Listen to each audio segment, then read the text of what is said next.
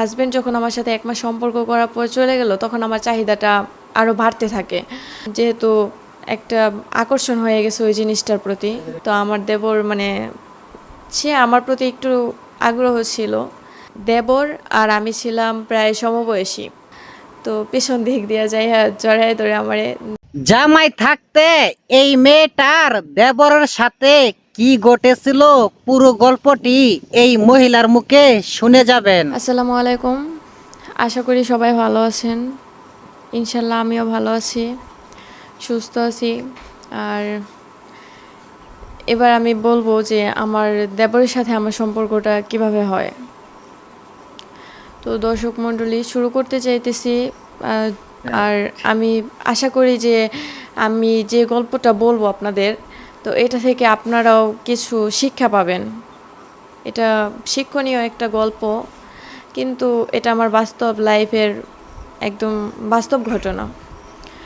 তো আমার বিয়ের পরে আমার হাজব্যান্ড আমার সাথে ১ মাস সম্পর্ক করার পর উনি চলে যায়।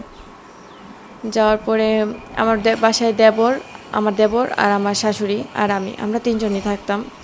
আমার হাজব্যান্ড তেমন খোঁজখবর না নেওয়াতে আমার শাশুড়ি সাংসারিক ব্যাপারটা দেখতে চায়। তো উনি একটা চাকরি নেয় গাজীপুরে, ঢাকা গাজীপুরে সবাই থাকে।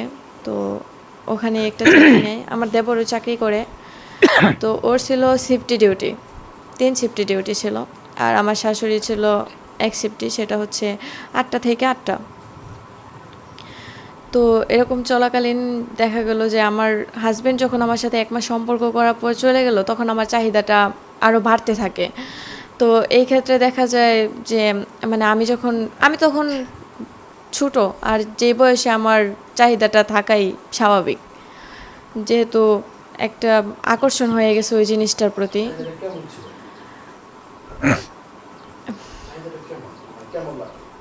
হ্যাঁ, তখন না পাইলে যেমন একটা জিনিস বলি যে একটা মানুষ কাছে থাকলে যতটা মানে লাগে, দূরে গেলে তো অনেক খারাপ লাগতো, তাই না? তো এরকমই আর কি। আমার হাজব্যান্ড যেহেতু আমার থেকে দূরে চলে গেছে, তখন তাকে কাছে পাওয়ার একটা আকর্ষণ, একটা জাগতো আর কি।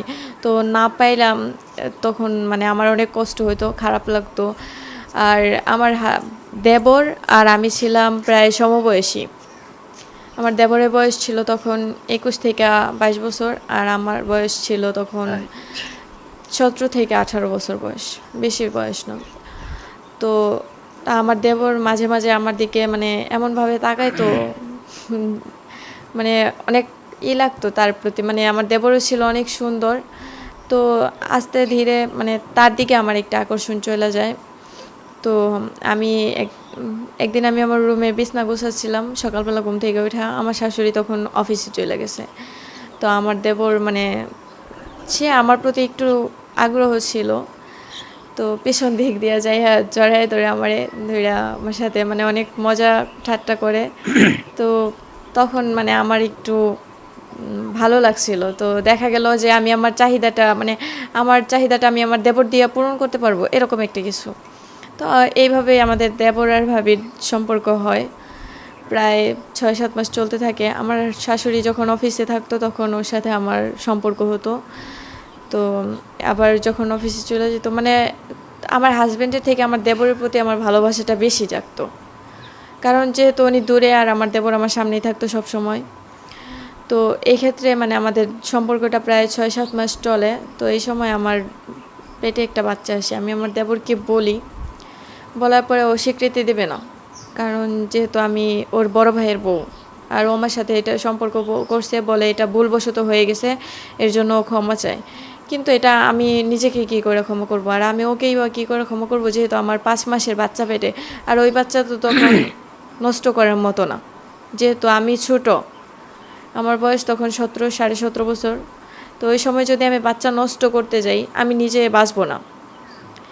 তো এই সময় বাচ্চা পেটে আসলে আমার হাজব্যান্ড চলে গেছে ৮-৯ মাস যাবৎ দেশের বাহিরে। তো আমার বাচ্চাটা কী করে আসলো, প্রশ্ন তো সবারই আসে। বাচ্চাটাও তো ৮-৯ মাসের না, ৫ মাসের, ৪.৫ মাসের, এরকম। তো অনেকেই অনেক প্রশ্ন করতো আমাকে, তো প্রশ্নের উত্তর তো আমি দিতে পারবো না। তো সবাই সন্দেহই করে যে এটা আমার দেবরের সম্পর্ক, আমার সাথে আমার দেবরের সম্পর্ক হয়। তো প্রায় আমার শ্বশুরবাড়ি এলাকায় সবাই যায় না যাওয়ার পরে আমার দেবরকে আমি অনেক কাকুতি মিনতি করি হাত পা ধরে যে তোমার ভাই তো আমাকে মেনে নেবে না, কারণ সে আমাকে ফোনে অনেক রকম কথাবার্তা বলতেছে, ও মাইনে নিতে চাইতেছে না। তো তুমি কি বলো, তুমি কি মাইনে নিতে পারবা আমাকে, তুমি কি আমাকে বিয়ে করতে পারবা?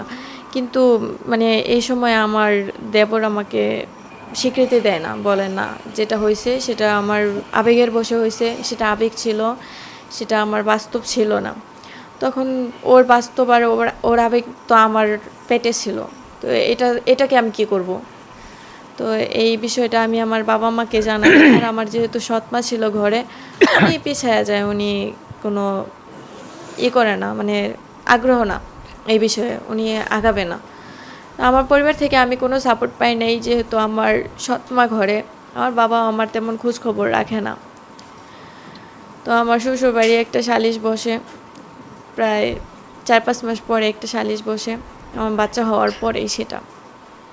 কারণ বাচ্চা পেটে নিয়ে এই অবস্থায় তো ওনারাও আমাকে বাইরে বের করে দিতে পারে না।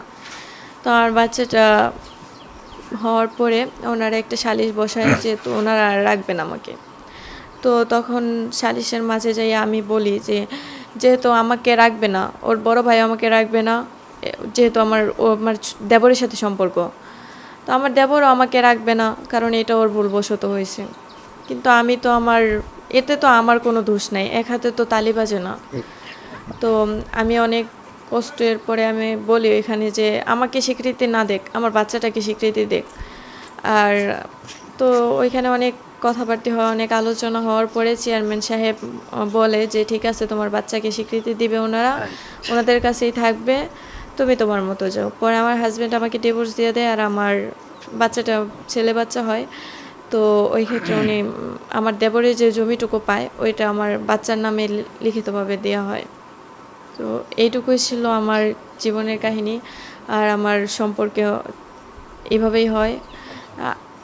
আশা করি কোনো মেয়েরা যাদের হাজব্যান্ড দেশের বাহিরে আছে, তো আবেগের বশে এমন কোনো কিছু করবেন না যাতে সমাজের বাহির হয়ে যান আপনারা। আর যারা দেশের বাহিরে আছেন তাদেরকে বলতেছি যে বিয়ে করার পরপরই এমন করে বউদের ফালায় রেখে যাবেন না যে যাতে তারা তাদের দেবরের প্রতি, তাদের ভাসুরের প্রতি বা পাড়া প্রতিবেশীর প্রতি আকর্ষিত হয়ে যায়। তো সবার কাছে আমার অনুরোধ রইল, আশা করি সবাই ভালো থাকবেন, সুস্থ থাকবেন, আর আমার গল্পটা আপনাদের কাছে ভালো লাগবে।